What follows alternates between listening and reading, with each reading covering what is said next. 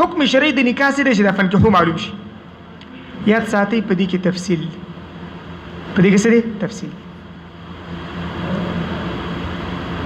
کنز کې تاسو یو عبارت ویلې دی، وی وعند التوقان واجب، په وخت د غلبې د شهوت کې، په داسې حال کې چې سړی په ادا د مهر باندې او د نور حقوق د زوجیت باندې هم قادر وي نو واجب. یو چا وې داسې ترجمه کړې او موږ ته خپل استاد محترم فرمایل چې وعند التوقان واجب، په نزد د امام توقان باندې نکاح واجب، په نزد د امام توقان. توقان غلبې د شهوت ته ویل کېږي، د امام نوم نه دی.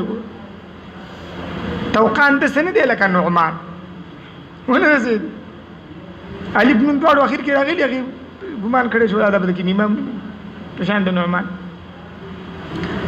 ښه نو نکاح کله دغه شانتي واجب.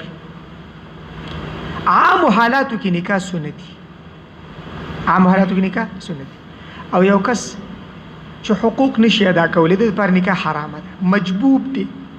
مجبوب خو پیژنې، مقطوع الذکر والخصیتین، یا عنین دی. اساس یو شی دی انتشار نه رسي، او یا بل څه داسې مشکل ورته دی چې حقوق نشي ادا کولی. او ما ته ګورئ کم کس چې په ادا د حقوقو کې کمزوري، نو کور والا هغه خبر باندې ونه رسي، نو مې د دې دپاره بیا مکروه ده.